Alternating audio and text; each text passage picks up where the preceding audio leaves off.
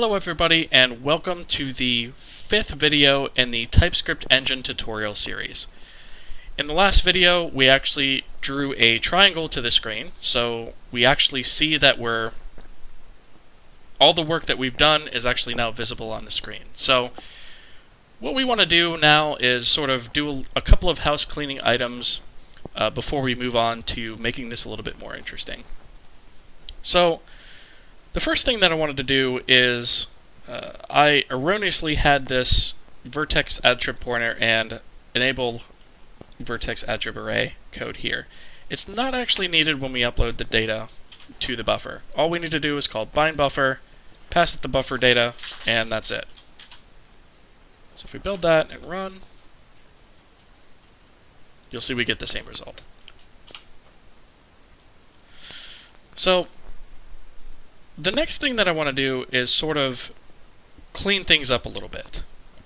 And what I mean by that is we've got a lot of code in here about initializing our data and pushing our data to our buffers and whatnot. And we really need to get that moved out of the engine class because it really has no business being here. And I think the sooner that we actually tackle that, the better. So let's go ahead and remove that now. So a couple of things that we need to do before we remove that is we need to add the concept of the attribute locations to the shader.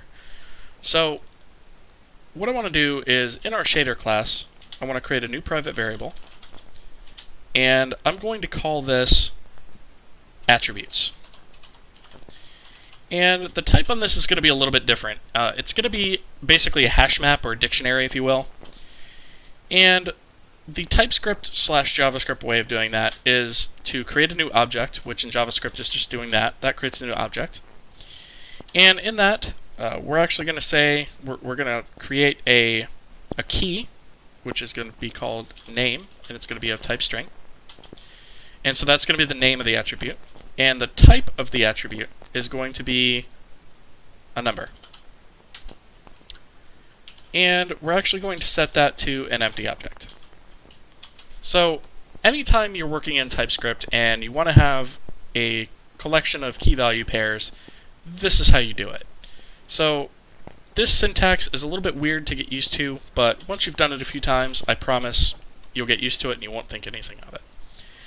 So what we want to do is after we create the program, we actually want to examine the program and extract any attributes out of that program and get their locations so that we have them to be able to refer to later on in code.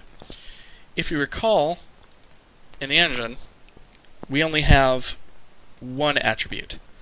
And so the attribute location for this, we said, was 0. But how do we actually get that information, right? Because we're going to have multiple shaders. This could be changing. We're going to have multiple attributes. And we don't want to have to manually know what that location is every single time. So in the shader, we're going to go ahead and create a new private method. And we're going to call that detect attributes. And it's going to be a void return type because it doesn't need to return anything. So what we want to do in detect attributes is we actually want to make a call to gl.getProgramParameter. And that's looking for a WebGL program, so we're going to say this.program. And then the param name is actually a number, which is a little bit weird. I don't know why they named it that way, but regardless, we want to say gl.activeUniforms. Active attributes, sorry. And so what that's going to return to us is a count of all the active uniforms in that shader. Really not even all the active ones, but all the uniforms, sorry, all the attributes in that shader. So we're going to just say attribute count equals that, store off that value. And then for each one of these, we're going to say let I equals 0, I is less than attrib count plus I. And what we want to do is we actually want to get the attribute info. So we want to say let attribute info of type WebGL attribute, WebGL active, WebGL active info equals gl.get active attrib, and we want to pass it this program and an index, which is going to be I. And from that, we're actually given a couple of properties. But what we want to do is we want to make sure that first the info actually returns something. So we're going to say if not AttributeInfo, then break the loop. And the reason that we want to do that is because if this returns undefined, which would be the case if this index is invalid for that program, then we've detected all of them that we can detect, and we're done. Otherwise, what we're going to do is we're going to say this dot attributes, and we're going to create our key here, and we're going to say AttributeInfo dot name equals, and then AttributeInfo again dot what is it? Oops, GL. Sorry, not AttributeInfo yet. We want to say GL dot get attrib location, and again we want this that program, and we want to say AttributeInfo dot name. Okay, so what this is going to do is it's going to go through the shader, get all the attributes, and save off their names as the key, and then the actual attribute location as the value, which is a number. So this fits nicely into our dictionary, and we have that available. So now that we have all this information stored in our shader, we actually need a way to access it. And so we're going to need another public method, and we're going to say public get attribute, God, I can't type tonight, attribute location, and it's going to take in a name type string, and it's going to return a number. And I think you can see where we're going with this. So first off, we're going to check if this dot attributes name equals undefined. We actually want to, let's see, do we want to throw an error? Let's throw an error. Because if we're trying to get an attribute location for an attribute that doesn't exist, no good is going to come from that. So let's throw a new error, unable to find attribute named, and actually I'm going to convert this to an interpolated string.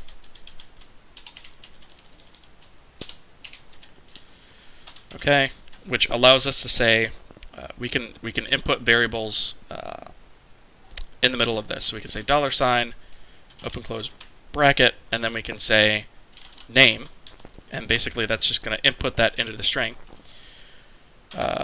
In shader, and we'll just output the name as well, shader named, and we'll say $, this dot name. So it's a nice, useful error message. Otherwise, we will return this attribute's name, and that will return the number. And so our comment will say gets the location of an attribute with the provided name. The name of the attribute whose location to retrieve. Okay, and that's it. So now our shader is, oh, whoops, I forgot one more thing. This.detect attributes in the constructor. So when we load that bad boy up, it's going to automatically detect all the attributes, and then we can get the locations by name. All we have to do is the name, and we can get that information. Okay, so to use this back in the engine, instead of having these hard-coded values here in the vertex attribute pointer, what we're going to actually do is create a temporary local variable. I'm just going to say location. Let's say position location equals this dot shader dot get attribute location, and we're actually going to use this a position because that's the name of the attribute, and we're going to paste that there and there. And so now we could just use this. It's dynamic. If we wind up changing the shader, we don't have to worry about breaking our code. One more thing is we should probably take this and also move it down here for our unbinding. So we'll unbind that there. And let's go ahead and run this, and it should look exactly the same. Yep. Okay, so that's done. And now what we really want to do is we want to move our buffer here to a specialized class for this. And so this is something that I like to do. This is sort of what I was talking about earlier about abstracting things away. And we want to create a buffer class that we can just, all we have to do is pass data to it and pass some basic information to it, and it just handles the rest under the hood. We don't have to worry about it. All we have to do is upload data and call the draw method every once in a while, and that's all we have to do. So I'm actually going to add a new TypeScript file under GL, and we're going to call this GLBuffer. Namespace TSE, export class GLBuffer. Okay, so this is going to make our buffers a lot more flexible in terms of what we can use them for and how they get used. So one thing that we need to bear in mind is when we're creating a buffer, we're going to be taking in different types of data. And so when we consider that, we want to make sure that we allow for all those things to actually happen. So this class is really going to encapsulate a lot of those concepts and be really robust and be set up in such a way where we don't have to worry about how to handle different types of data situationally. We could just pass it to the class, say this is the type of data we're using, and forget about it.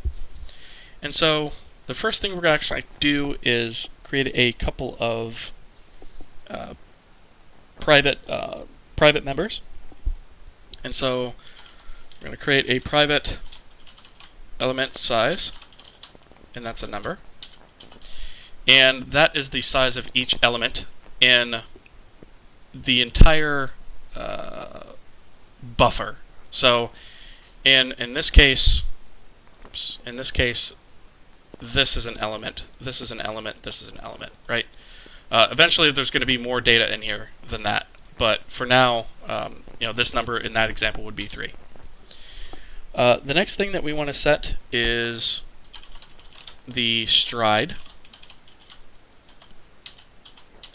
And then after that, we want to actually hold the GLBuffer. So I'm just going to call this _buffer. WebGL buffer. Okay, and we want to also hold the target buffer type, and that's going to be a number because WebGL uses numbers for that for some reason.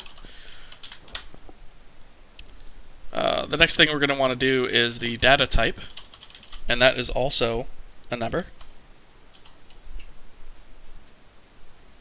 And the next thing we want is something called mode, which we're not actually going to use right away, but I just want to create it anyways because we are going to need it in a little bit. And finally, a type size. And what that is for floating points, for example, that would be 4. That's kind of what I was alluding to before. So that's something that we're definitely going to need to know. So there's one more thing that we need, and of course that is going to be the data. And it's always going to be numbers in our case. So it's going to be actually an array of numbers. And we want to just initialize that to an empty array so that we don't forget to do that later on. Okay, so let's go ahead and create a public constructor. And we want to first take in the element size. And then we want to take the data type, which is a number. And we're actually going to default this to something because most of the time, I mentioned before, we used GL float. So I'm actually going to default that to GL float. And defaults and constructors, you could just, or any methods really, you could just set by after the type, you just type equals, and that's the default type or the default value for that parameter if you don't pass anything in. So it makes it basically an optional parameter with a default value if you don't pass anything in. So the next thing I'm going to do is the target buffer type, and that's a number, and that's also going to have default of gl.arraybuffer. So that's the target there.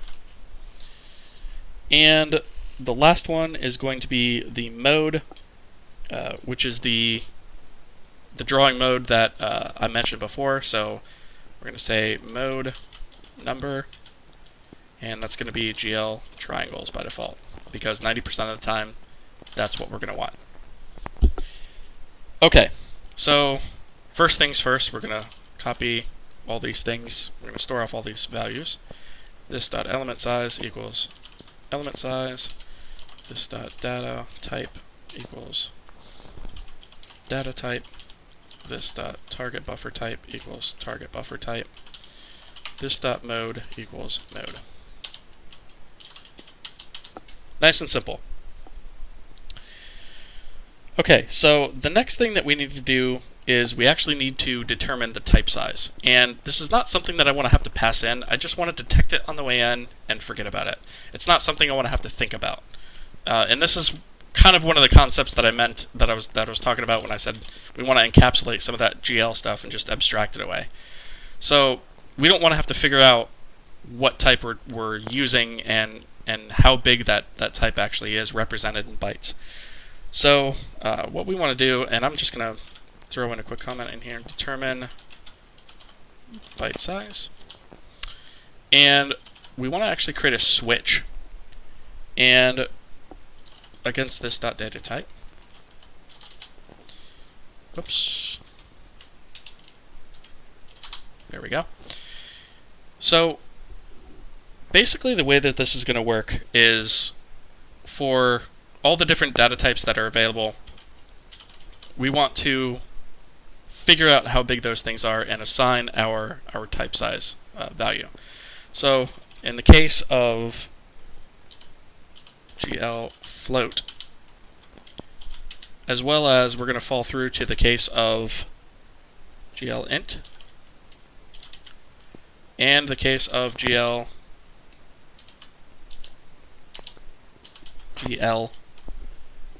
dot unsigned int, which, if you're not familiar with the difference between those, an integer can be a positive or negative value. An unsigned integer can only be positive, but the max number that could be is twice that of an integer. So they occupy the same amount of bytes, but an unsigned is always a positive integer versus a regular integer, which can go half as much in either direction, but it can be positive or negative. Let's put our break in here. And so we'll say this dot type size equals 4, because all of those different types are 4 bytes in size. The next thing we want to do is in the case of gl.short, in the case of gl.unsigned short,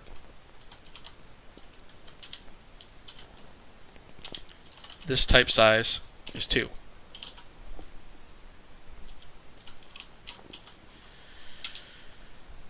And a short is basically a 16-bit number.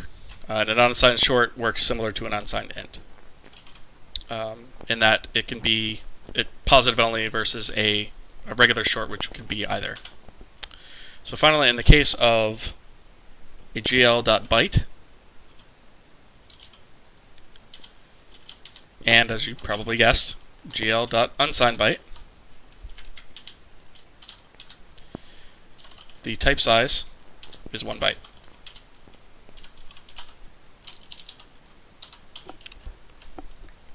Okay, and if we pass some other weird BS number here, we're just going to throw an error. Unable to determine type size for you know what? Actually, let's change that. Unrecognized data type. And let's just append it. Data type to string. Okay. So now we don't have to worry about any of this stuff. We could just assign this stuff internally, and you don't have to worry about it outside this class. Let's go ahead and write our comment here. Creates a new GLBuffer. The size of each element in this buffer. The data type of this buffer. For ones that have defaults like this, I like to actually note in the comment what the default is. So I'll just say glfloat. The buffer type, target type.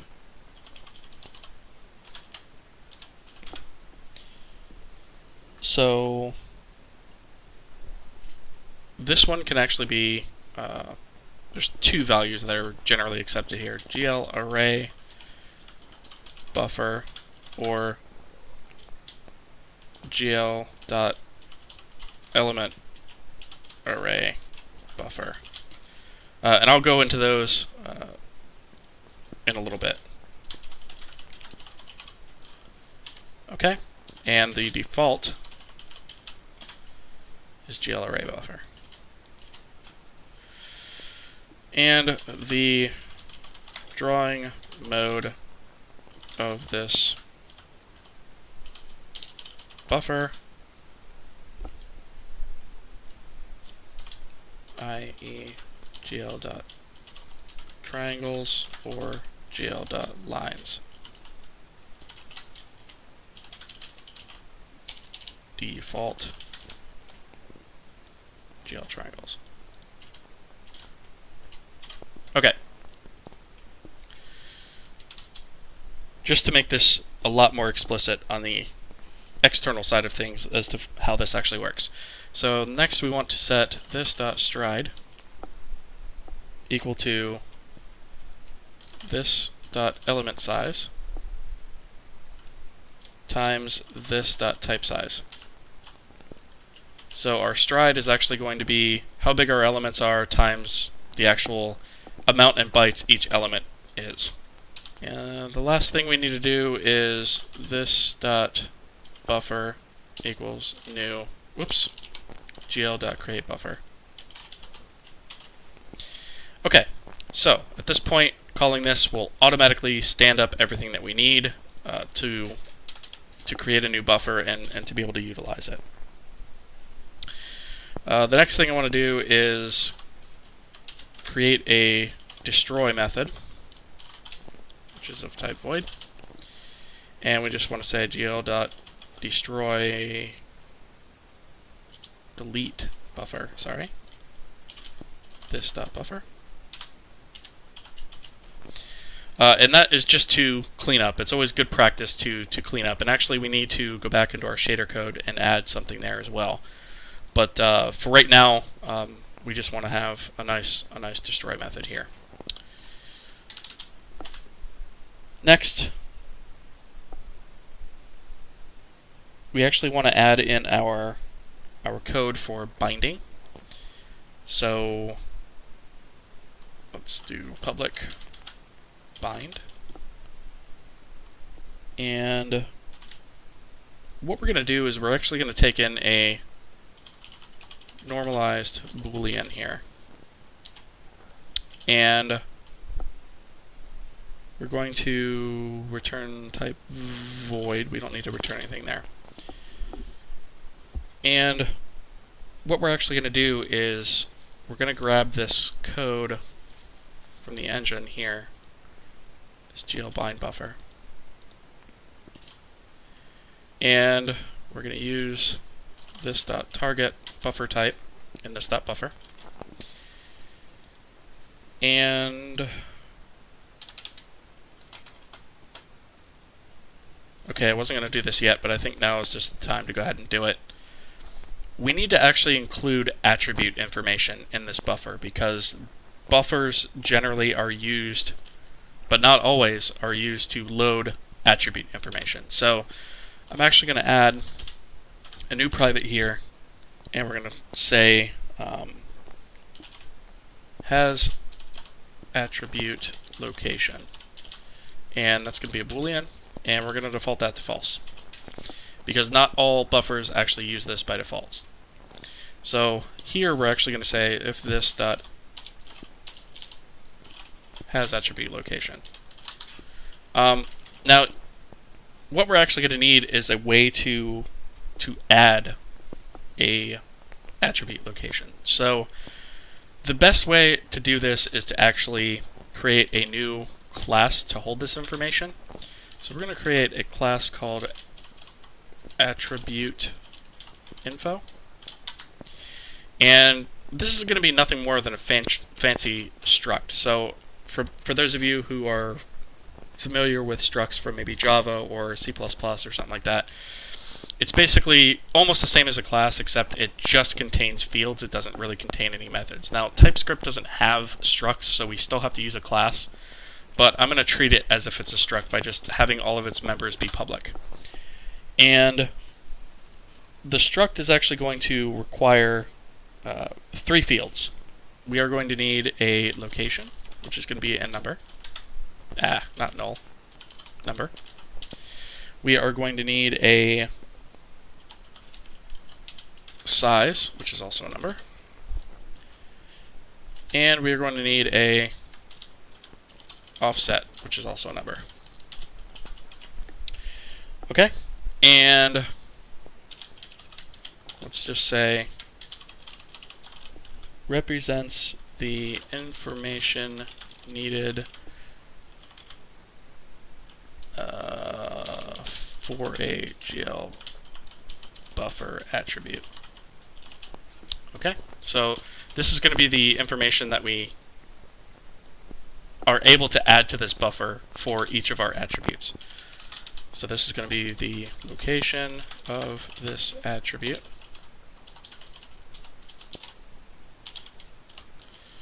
And the size, number of elements in this attribute. So i.e. a vector 3 is 3. And the offset, which is going to be the number of elements. So the number of elements from the beginning of the buffer. And right off the bat, that's going to be 0 for our first one, but eventually that will be changing. And let's go ahead and add our comment here. Presents a WebGL buffer. Okay. Let's just comment this out. Comment this up.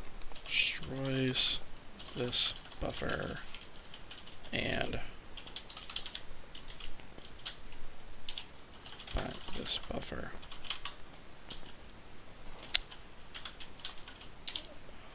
Indicates if the data should be normalized. Okay. The next thing we're going to need actually is another private, and we're just going to call this attributes, and it's going to be an array of attribute info, and let's just set that to an empty array. Okay, so we're then going to say for let a of attributes. For those of you who aren't aware, the of keyword basically treats this like a for each loop. So instead of getting like a numbered index or something, a actually becomes a attribute info, which is an element of this array. So it's a nice little shortcut. Okay, so now we can use our GL vertex attrib pointer. So we're going to change up some of these values. So let me actually call this IT because we're iterating through it. So I could just say it.location, and then I can say it.size, and then I can say this.data type.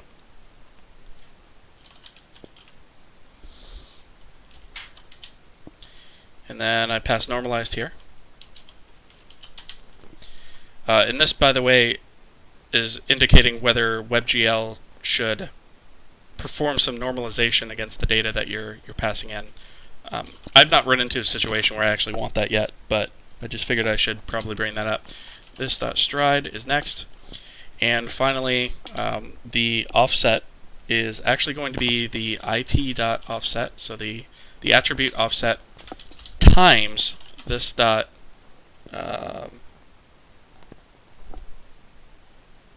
type size.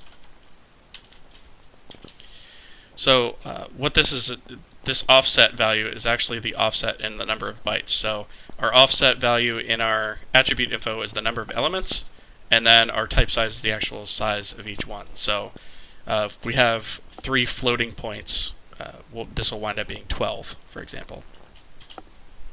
Okay, and next we call gl.enable vertex attrib array, and we just pass it location. And that's it for binding. It's pretty straightforward, actually. Okay, so at this point we want to do an unbind.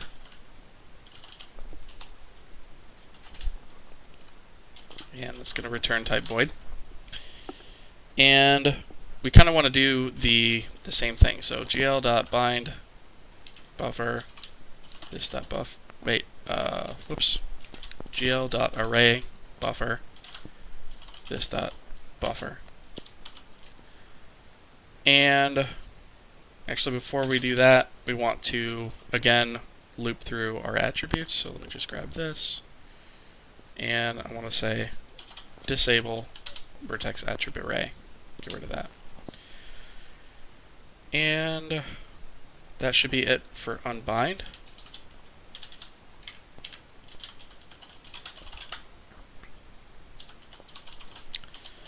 Okay. And now we need some way to actually add data to this buffer. So the next bit is going to be, we'll call it Pushback Data. And we're actually going to take in data, which is going to be an array of numbers. And this is going to return void as well. And what this is going to do is adds data to this buffer. And this is actually pretty straightforward in the way that this works, but there is some more of this encapsulation that we're going to have to do. So the very first thing that we want to do is we actually want to call bind buffer, but we don't want to bind this vertex attribute pointer and do all that. So I'm actually just going to copy this line of code here so that we bind our buffer. And if you recall, over here, when we actually call GL.buffer data, which is actually what passes our data to the buffer, we needed to pass a float32 array. And so that's very specific to the type of data that we knew that we were going to be doing here. So this is another thing that we need to sort of generalize a bit. And so we already know under the hood what type of data we take. So all we need to do is basically translate that. And so to translate that, we're going to say let's call this buffer data. And it's going to be an array buffer view. So all those types like float32 array, float64 array, all those different types, they all inherit from this. So we can safely say this type, and then that will be able to be passed to that method with no problem. So we want a switch, and we're going to switch based on this .data type.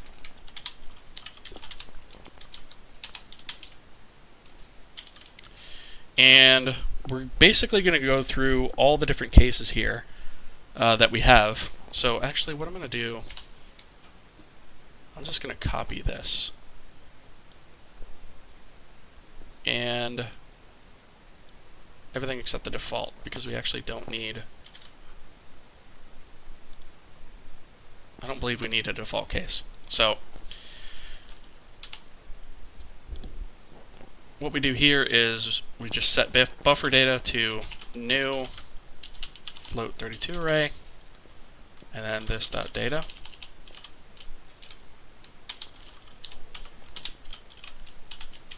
And it's basically going to be the same thing for all these different types. So let me just get rid of these things because we don't want to set that. So we're just going to put this here, and this is going to be an int32 array. And this unsigned int is going to be a uint16 array. Wait.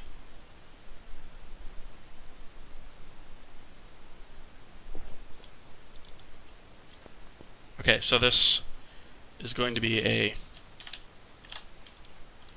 uint32 array. So for short, this is going to be a uint16 array because it's a 16-bit. Whoops, sorry, an int16 array. A little ahead of myself there. The unsigned short is going to be the uint. So unsigned integer 16 array, 16-bit. So 32-bit, 16-bit. Okay, and then here, this is actually going to be a int8 array. It's for 8 bits, which is 1 byte. And then a uint8 array. Okay, so now under the hood, we automatically translate all this stuff. We don't have to worry about it. All we have to do now is just pass an array of numbers to our buffer, and we don't have to worry about any more of that stuff on the surface anymore. So the next thing, as you might have guessed, is we need to call GLBuffer data. Change this to this dot target buffer type, and I'm going to put buffer data here. Whoops, buffer data. And then we're going to put this dot mode.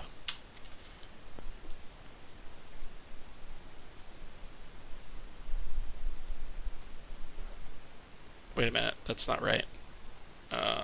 This dot. Let's just put gl.staticDraw for right now. we might wind up changing this later on. Let's see, what do we have?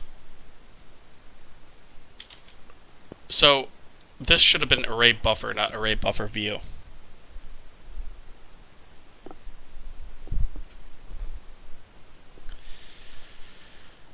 Okay.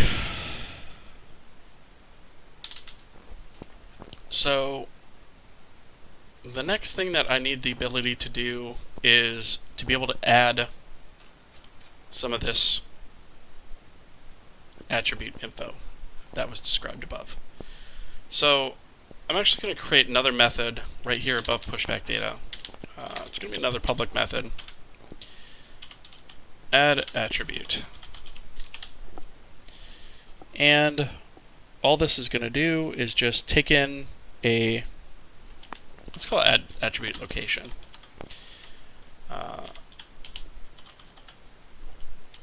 Let's call this info, attribute info. It's going to return a void.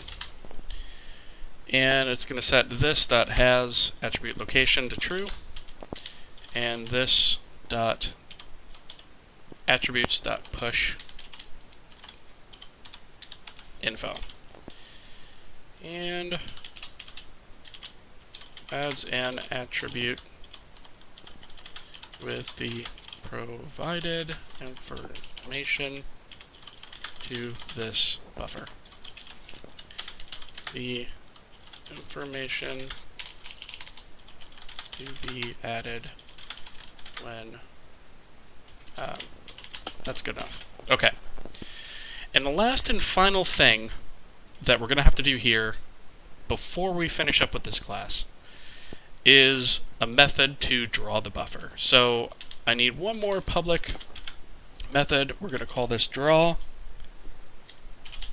and we are actually going to not take anything in. It's going to be a void return type, and let's just say draws this buffer.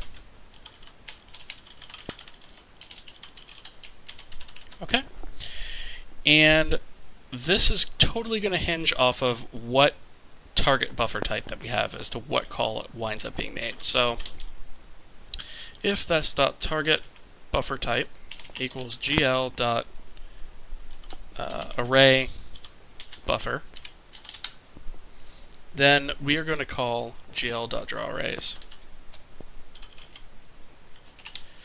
and I'm going to pass it this dot mode, and the first is going to be 0. That's always going to be the case. And for the count, we actually want the element count here, the total element count. So the way that we actually get that is this dot data dot length, and we divide that by the element size, and that will tell us how many elements we have from the total array. And that is it for that. Otherwise, we're going to say else if this dot target buffer type equals, whoops, I forgot a triple equals up here. We want to say GL dot element array buffer, and I'm not going to go into what this is for right now. Just take this at face value for now. We're actually going to go into that a little bit later. But GL.draw element, and we want this dot mode, and then this dot data dot length for the count. That's the total count of all the elements. And then we want to say this dot data type, and for the offset we actually want to say 0, and this is not the same offset as what we use for each of the individual elements, so I don't want you to get confused there. Just take it into account that it's always going to be 0 for our purposes. So that is all there is to the GLBuffer class. Okay, so I realize that was a lot. All we need to do now is actually convert our code in the engine to use this new class instead. So let's go ahead and do that. So we're going to change the buffer to a GLBuffer. And in the create buffer, we're actually going to say this dot buffer is equal to a new GLBuffer. And the element size for this is going to be 3, because remember our element size is x, y, z. And our data type is going to be default float. That's fine. In fact, I think everything else is here is going to be default. So I'm just going to use the defaults for now. And what we then do is we take the vertices and we say this dot buffer dot pushback data, and we want to go ahead and say vertices,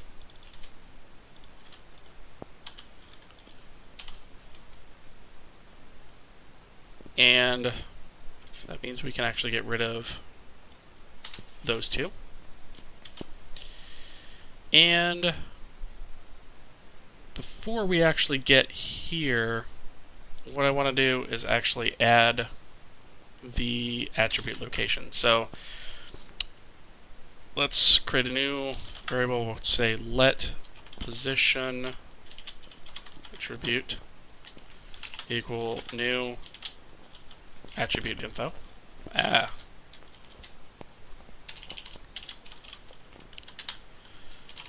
Okay, and position, let's just call this position. Position attribute's fine. Dot location is equal to this right here. So we get our attribute location from the shader. Position attribute dot offset is 0, and position attribute dot size is equal to 3. So again, 3 for x, y, z. Okay, and then we want to say this dot buffer dot add attribute location position attribute. And now we can remove that code. And so our create buffer now abstracts a lot of the sort of ugly GL code away, and we don't have to realize all of that data or all those different GL flags and things and data types in order to be able to actually set up a buffer. We could just simply set up a buffer like this, and it just does everything under the hood for us. In our loop method, we also need to change up a couple things. So we want to say this.buffer.bind. And our normalized boolean, let's actually go ahead and set this to false. So in GLBuffer bind, let's just create this default normalize of false rather. So default false. And for those of you that don't know how I just actually went to that, you can actually click on a piece of text in here, like a click on a method, and hit F12, and it'll take you straight to it, its definition. So it's a nice little keyboard shortcut. All right, so I can get rid of this buffer bind, and I don't need this anymore. This stuff is actually going to be taken care of for me as well. Actually, all I need to do is just say this.buffer.draw and get rid of that. So now it's a lot simpler. One more thing that I want to do, this.buffer.unbind down here, because when we're creating it or re-uploading the data, we might have another buffer that we want to bind separately. It's always good practice just to unbind that. So let's go ahead and build this real quick and see if we broke anything. Run it. Oh dear, we've broken something. Let's see. Render count or primitive count is 0. Okay. So something did not get copied properly. Oh, what a dummy. Okay, I see what the problem is. So, I actually...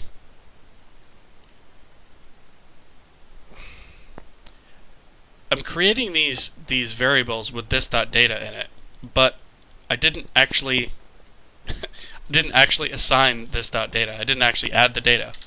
So let's go ahead and do that. This.data push data. And one more thing that I forgot to add is we're actually going to want the ability to clear this out. Let's see, do I really want this actually in Pushback Data? Because really what this is doing is uploading. Okay, let's change this up a little bit. Because this doesn't necessarily... This shouldn't necessarily happen here. I'm going to create a new method.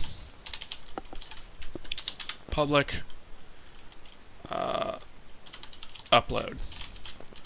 Void return type. And I'm going to put all this stuff in here.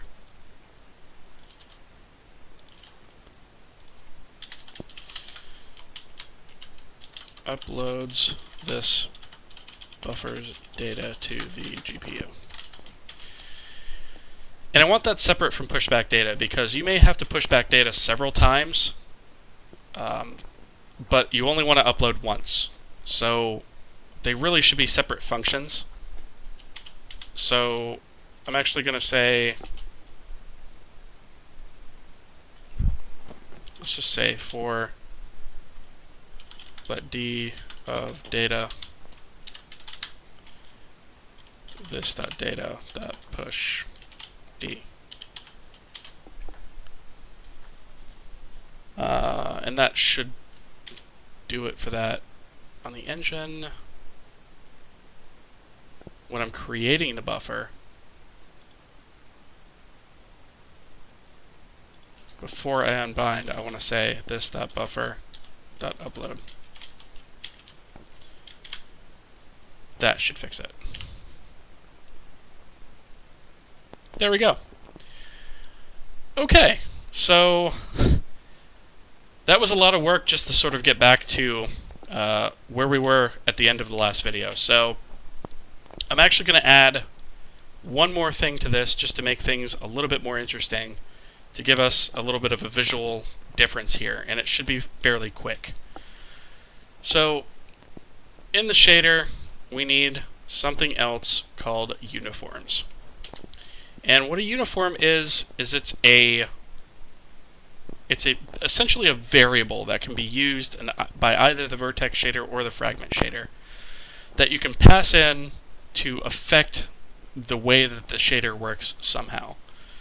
So you can essentially think of it as a global variable. So we're going to detect these in much the same way that we did the attributes. So I just need a private uniforms, and it's going to be a key value pair dictionary name string, but the type is going to be WebGL uniform location, and set that to an empty object. Okay, and down here we're going to need a private detect uniforms. And this code is actually so closely related to detect attributes that I'm actually going to copy it. And let's just rename some of these things. So we'll call this uniform count. This we need to change to active uniforms, so this gets the uniform count. This is going to just be, you know what, let's just call this info. Simplify this a bit. We'll do that in both locations so it's consistent. And we'll say get active uniform. And it still returns a WebGL active info. And we can say uniforms, and then we can say get uniform location. And that's it. It's pretty much the same thing. The loop is exactly the same. It works almost exactly the same way, just a little bit different data type. And here we can say this.detect uniforms. And the last thing that we need is basically a copy of this get attribute location. So I'm actually going to copy that again and change that to say uniform, and this will say uniform. Change the error message to reflect that, and uniforms, this will return a WebGL uniform location. And there we go. That should be it. What did I do wrong here? Why is this bleating? Oh. Missing a closing square bracket there. Oh, I put it there. Yeah, okay. I don't know what I was thinking there. Okay, so that's already set up. The shader will just have it. It loads on right after we compile, so we should be good on that note. Okay, so how do we actually use a uniform? So this is also pretty straightforward. It works very similar to the way that you declare attributes. So in this case, we create a uniform. In this case, it's going to be a vector 4, and we're going to call it U for uniform underscore color.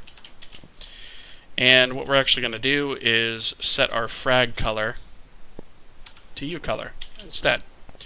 So if you haven't figured it out already, what we're going to do is we're going to pass in an RGBA color, and our triangle is going to turn that color. Okay, so every time we loop, but before we actually draw, we need to set uniforms. So the first thing that we need to do is get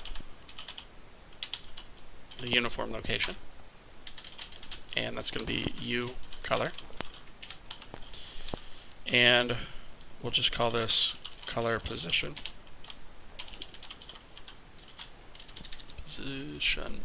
There we go, spelled correctly. Whoops. That should be an equals. Okay. Alright. So what we're actually going to do here is we are going to, now that we've got the location, we can say GL uniform, what is it? Uniform for FV. So actually there's two ways of doing this. We can either pass in 4 float values individually for this, or we can pass a float32 array to this method. And what this is basically saying is take this uniform at this location and set it to the values that are being passed here. And since we know that it's a vector 4, we're going to use a float 4 type for this. So for now, I'm just going to do that. I'm going to say color position. And then this is RGBA, just kind of like we've done before. Let's do 1, 0.5, 0, 1. And if I'm not mistaken, that should give us an orange color, a nice bright orange color. So that should be all we have to do actually to set up the uniform. So we're basically saying get the location, pass this data to that location. So let's go ahead and build and run. And there it is, our orange triangle. So we have something that is visible on the screen now. We have passed it some information to change up the color, and yeah, we have a nice boring orange triangle here on the screen. But we actually made a lot of progress because we did a lot of under the hood work that's going to simplify things for us quite a lot in the future. So I'm going to go ahead and end this video here. I know this one has gone on for quite a while, so thank you guys so much for watching. Please like the video if this helped you out, I hope you enjoyed. I hope you learned. If you haven't already, consider subscribing, and I will see you guys in the next video.